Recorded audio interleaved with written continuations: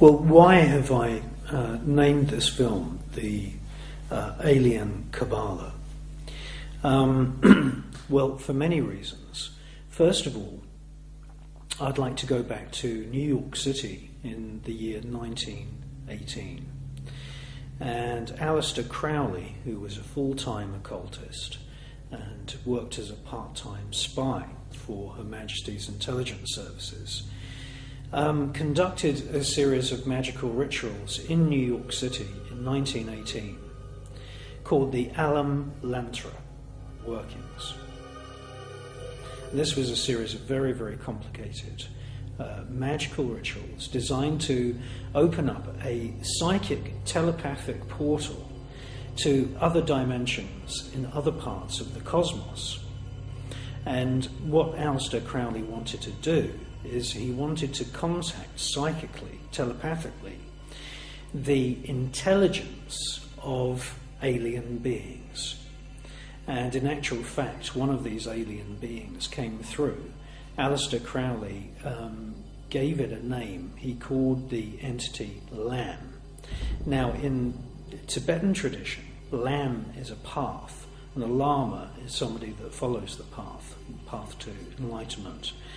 And Crowley referred to Lam, this name, as the name of the race rather than the actual individual being that came through.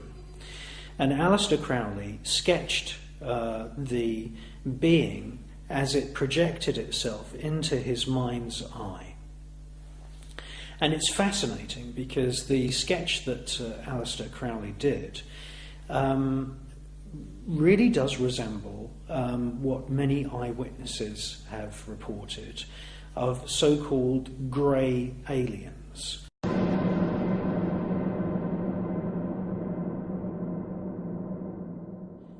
These are usually beings that have no facial hair, no bodily hair. They have enlarged skulls, and they have very unmoving, small, sort of slit-like mouths. And this is exactly what this sketch that Crowley did looked like. And in actual fact, Professor John Mack of Harvard University, who was recently run down by a motor car while he was visiting a university in England. Professor John Mack, while he was at Harvard, did a research project, and he statistically projected that there were literally millions of people in America that claimed that they had had contact with these grey-type beings.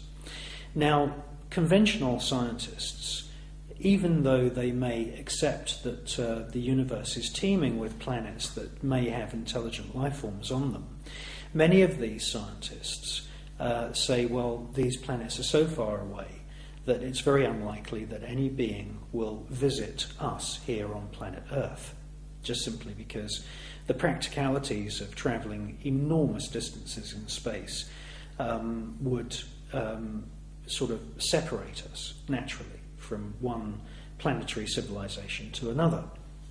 And it would be very, very rare indeed that we would be visited by an alien being.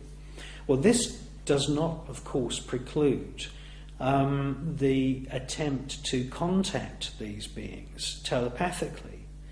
And the psychic power, or the psychic world, which we see written about in ancient texts from the Indian subcontinent, from Sumeria, from ancient Egypt. That's just three examples.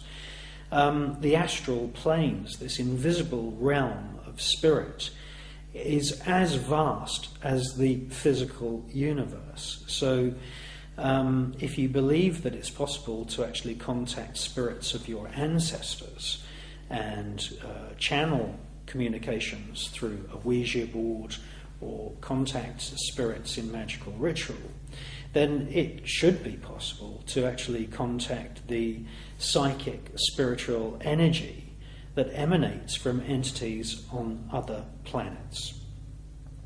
And in actual fact, this idea of being able to contact alien beings psychically, telepathically, constitutes some of the highest secrets of some of the world's most famous magical cults and secret societies.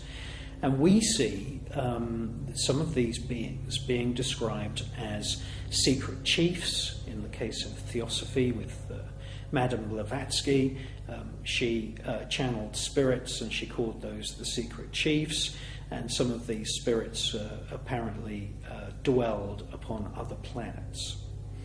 We also see it with World International Freemasonry, which is led by a group of what are called loosely the Hidden Masters. Now, in my film The Illuminati, which I made in 2004, it was revealed that one of these Hidden Masters of World International Freemasonry has a name, and he's called Yota, or Yoda, and is meant to be an ideologue, a spiritual entity that guides World International Freemasonry. And this Yota ideologue, or this Yoda entity, whatever you want to call it, is not actually the spirit of a human, but it's the spirit of an alien being.